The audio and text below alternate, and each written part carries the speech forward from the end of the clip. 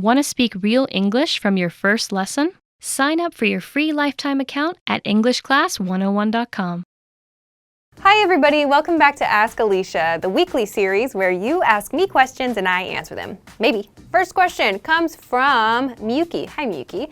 Miyuki says, I want to know about test-taking tips. Okay, I will give you 5 tips. Tip number 1 is to know your test. On your test, do you need to write? Do you need to read, listen, speak? What do you need to do? First, make sure you know the test and know the requirements of the test. Number 2, check and see if the sections are timed. Check to see how much time you have for each section of your test. Number 3 is to ask yourself, have you taken the test before? What was good for you? What was not good for you? So what do you need to improve? Review your past tests to see what you need to work on for the next test. Number 4, if you can, if it's available, take a practice test. Practice tests can help you find your weak points and your strong points and help you if you have timed sections in your test as well. Number 5, if your test includes speaking, you need to practice speaking. If you don't practice, you won't be able to do it at the time that you need it.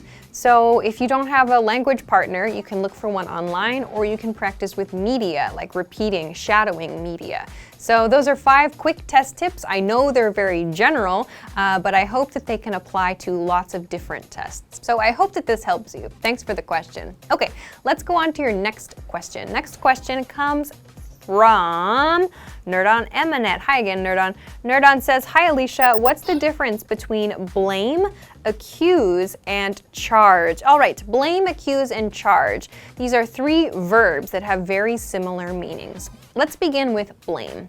To blame means to assign someone responsibility for something. This has a negative nuance to it. Some examples. My parents blamed me for the broken vase. The police blamed the accident on a broken traffic light. To accuse someone means to suggest that someone did something bad. So it's a little bit different from blame. Blame is like assigning responsibility to someone for like a negative effect. To accuse someone of something is like someone did something wrong, maybe on purpose, and you want to suggest that it was that person. Some examples.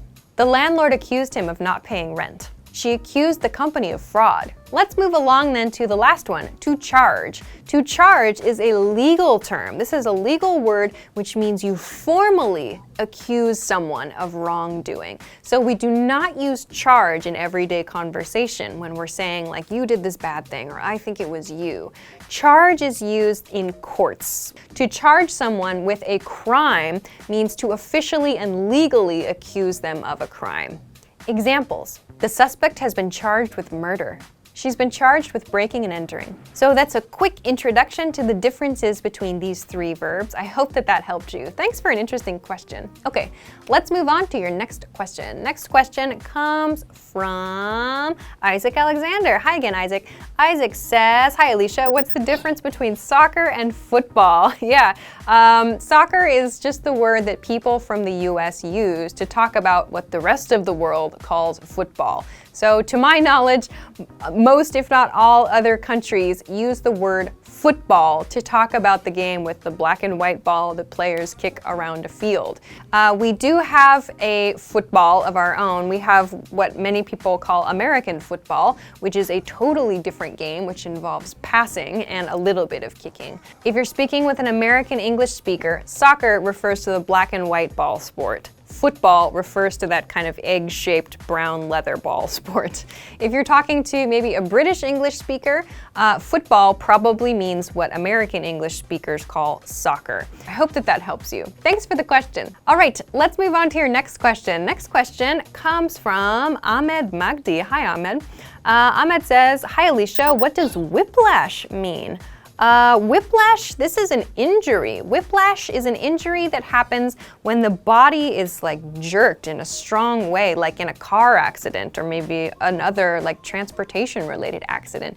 Whiplash is an injury around like the head and neck and shoulders where the body and the head move like separately. If this is the body and this is the head, they move separately like in a very quick, like jumping, like whip-like motion. If you know a whip, it's like this. Indiana Jones has one. It's like So whiplash is the name of the injury we get from our bodies being moved in this way. So I hope that that helps you. Thanks very much for the question. Okay, let's move on to your next question. Next question comes from Karima. Hi again, Karima. Karima says, hi Alicia, I want to ask you, what does the preposition up mean or refer to in the following sentence? What exactly are you up to?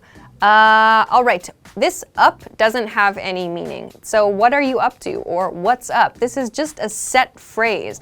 Up doesn't have any directional meaning. There's no movement or positioning.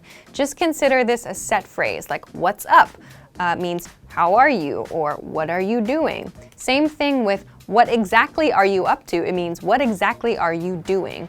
Up doesn't really have a function here, it's just a set phrase. So don't worry too much about what exactly up means here. It's just an expression that we use. So that's everything that I have for this week. Thank you as always for sending your questions. Remember, you can send them to me at englishclass101.com/ask-Alicia. Of course, if you like the video, please don't forget to give it a thumbs up, subscribe to our channel if you have not already, and check us out at englishclass101.com for some other things that can help you with your English studies.